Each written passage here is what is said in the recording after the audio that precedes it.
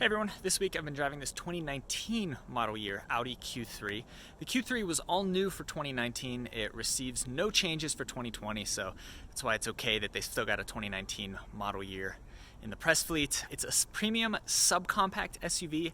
That means it competes with the Volvo XC40, BMW X1, Mercedes-Benz GLA, Lexus NX or UX, and the Mazda CX-30. This one is a premium plus model. It's got the sport package, so it's got 20-inch wheels, an orange Alcantara interior accents, and a lot of other pretty decent features. Great infotainment setup, fully digital dashboard. So let's take a look at this thing inside and out, and then I'll share more of my thoughts on the Q3. So I never got to drive a previous generation Q3, that's the first gen Q3, but most reviews I read said it wasn't quite up to Audi's standards. I can say that the new Q3 definitely is. The design's really cohesive, it does feel premium, its design language is very much in line with the rest of Audi's lineup. You can see it's got this trapezoidal grille. I guess it's actually a hexagon. You got 1, 2, 3, well, 4. It's an octagon, and it's got sharper creases in it than model years past. Headlights fall in line with the rest of Audi's lineup. They're angled. They've got really nice LED accents. I already mentioned the 20-inch wheels. They come wrapped in Bridgestone Potenzas. You can see this one has a nice big chunk taken out of it. Wow. Moving down the side, really like the gray color on this one. It works really well with the orange interior accents that we'll get into. Let's take a look in the cargo area. Electronic release, and it is a power tailgate. So there's your buttons right there. It's got a nice cargo cover, some little storage cubbies on the side here. There's a 12-volt power outlet in the floor. That's a unique position for it. Tie downs here. And you can see they would work with this cargo net. More tie downs up front. And then underneath, you've got your spare tire. In terms of other vehicles, the Q3 is sized pretty similarly to the Volkswagen Golf. Power tailgate closes pretty quickly. It's one of the faster power tailgates I've used. Audi's designs, like I said, they're sharp, they're modern. I think they have one of the better design languages in the industry right now. Here's a look at the key. So it's Volkswagen and Audi's familiar switchblade style design. I think it's already unlocked. You've got your passive keyless entry. So if you lock the car, key is in my pocket, grab the door handle, it unlocks, and we're in.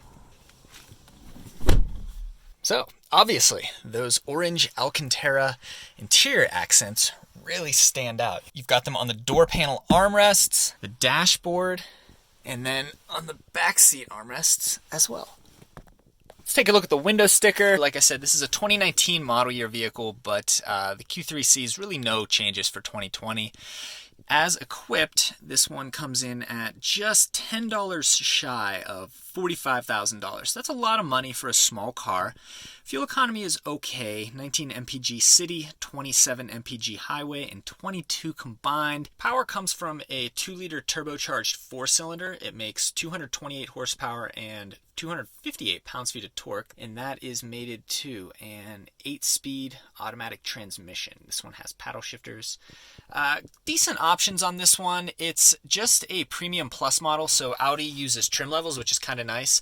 So their base trim is known as the premium, then you've got the premium plus, and then you've got the prestige. The prestige! This is a premium plus model, but it does have some options. It's got the navigation package, which gets you a bigger infotainment screen, gets you that fully digital gauge cluster. So we'll go ahead and turn this one on. Gauge cluster is fully digital, so this is all a screen from here to here. These are still regular old LED gauges here, but this is all a screen. And then over here, you've got a pretty nice sized infotainment system. Android Auto and Apple CarPlay are included. This one's got really nice switch gear. That's one thing that Audi tends to get right, is their touch points and switch gear. Sounds really nice. Feels really high-end. Here you can choose your different drive modes. Here's a button for stability control. Here's how you turn off the start-stop system, which can be kind of intrusive. Hazards button, parking sensors, and then a hill descent control. This panel is kind of weird here. All you've got right here is your start-stop button and then the volume button. And I found that when you're reaching for that volume button, not only is it kind of far away, but this kind of big gear shifter is in the way too. So I would have liked to see even swap these two around or put the volume button somewhere else. You do have volume controls on your steering wheel. Like I said, this one has paddle shifters. The steering wheel is kind of sporty. It's round all the way around, but it feels nice in the hand. It's wrapped in leather. You've got small, pretty narrow spokes down here. It's a pretty familiar Audi layout here. To the left, you've got automatic lighting controls and then your fog lights. You'll notice that they've added a cloud with some rain coming out of it. It's kind of difficult to tell what the standard fog light icon means for a lot of people, so seeing the cloud with some rain coming out of it here makes it clear that these are lights to be used in inclement weather. Moving on, more switchgear on the door panel here that should be pretty familiar. A nice thing that Audi has is all 4 windows are one touch up and down.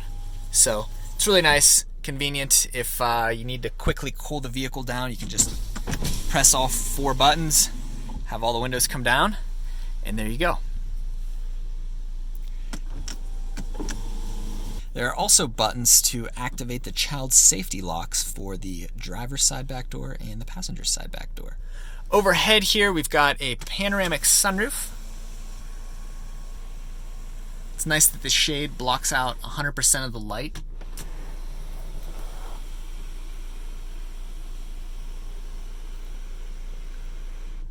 Then the panel gives you a decent sized opening. It's about the size of your average sunroof, but in this one you get the added benefit of having more glass. Audi's infotainment setup is really nice. This is a really big, sharp screen. It's intuitive. It functions as you would expect it to. Here's your home screen, media, and it clicks when you press it. So it's nice that it gives you a little bit of audio feedback there. I think that about does it for the front seating area. Altogether, pretty sharp. Wireless charger, I should add. Let's hop in the back and take a look back there.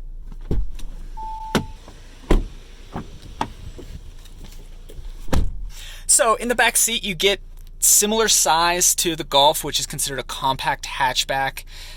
Decent legroom back here. I probably wouldn't feel too claustrophobic. So, yeah. Good space for my knees. There is a hump. It's actually a pretty big hump back here. HVAC vents, and also you get 2 USB ports and a 12-volt outlet. On the doors, more of that orange Alcantara, which I really like. Some people probably won't like this, but luckily it's just an option, so you can get a normal colored interior in this vehicle as well. You've got your lock and unlock window controls, grab handles overhead. That panoramic sunroof lets a lot of light into the second row, and you still get overhead lights back here as well. Altogether, pretty decent. There's your armrest with pop-out cup holders. That seems overly complex, but either way. And then I would think that these seats, yeah, so they can be leaned back further than they are currently, which makes this back seat a lot more comfortable. As it's positioned right now, it's pretty upright, and you put it back just via these loops right here. And yeah, in that case, it gets really comfortable back here.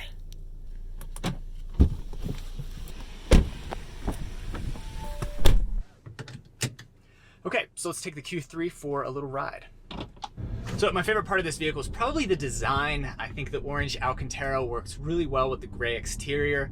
And then just in terms of the shapes and the surfaces and the materials used, it's all really nice. Audi does a really good job at putting out cohesive, luxurious designs. Feels kind of modern, kind of futuristic. The fully digital gauge cluster is really nice, as is the infotainment screen. Both are really high res, they're sharp, they use cool colors, no complaints there. Pedal to the floor.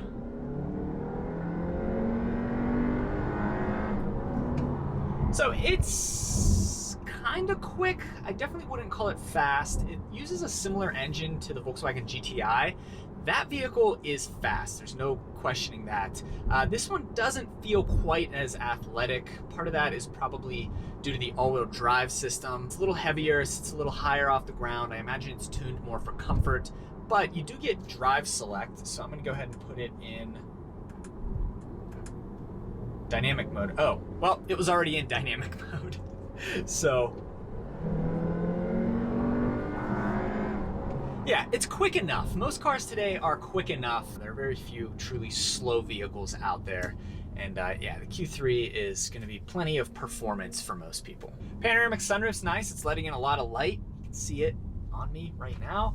Handling's good. It's really light. A couple things I have noticed though, the steering wheel can be a little squirrely. I know I just said the handling is good. When you're at center though, you do get a little bit of a shake out of the steering wheel. You can move it back and forth a little bit without the wheels doing anything. Like, not really feeling that in the wheels. And then the lane keep assist system is a little intrusive. I was driving through an area that had recently had lines painted on the road, and you'll notice a lot of times when lines are freshly painted, a car will drive across them and then drag like a faint white streak on its tire off to the center or off to the side of the road a little bit. And the lane keep system in this vehicle kept trying to follow that, so it actually tried to push me in the direction of those white lines that cars had dragged with their tires. So that was a little bit weird. And then just the value proposition with luxury cars in active safety features is kind of weak sometimes. Like, this vehicle has automatic emergency braking, it has lane keep assist, it has automatic high beams, but it does not have radar cruise control. And that's a feature that comes standard in like a $19,000 Toyota Corolla. So you have to really value the 4 rings on the hood and on the steering wheel of this vehicle, because you're definitely not getting great active safety tech, at least not in the lower and middle tier trim levels that you get on, frankly, most mainstream economy cars today. I think the Q3 is probably a great option for a lot of young professionals. If you can afford $40,000 for a new vehicle, and if you're willing to spend your $40,000, or in this case $45,000 on a relatively tiny subcompact crossover, then sure, I think the Q3 is a good option. I would definitely get mine with this orange Alcantara interior, because I think it's probably the coolest thing about this car. So I think that about sums up the Q3. Still feels pretty new. It's been out for a year now. Good design inside and out. It's an Audi product, so you're getting curb appeal for sure. You're getting a modern interior. Long-term reliability can be kind of questionable with Volkswagen and Audi products. I'd be a little bit wary of owning this vehicle too far out of its warranty. Luckily, it is an Audi, so you get a 4-year, 50,000-mile warranty. Come year 6 or 7, I'd probably think about selling, just because you don't know what's lurking under the hood. Repairing these vehicles can be pretty expensive down the road. But altogether, as far as new vehicles go, yeah, Q3 is a pretty strong offering. And this one, between the fun design elements and the killer infotainment setup, I give it a thumbs up. So thank you for watching.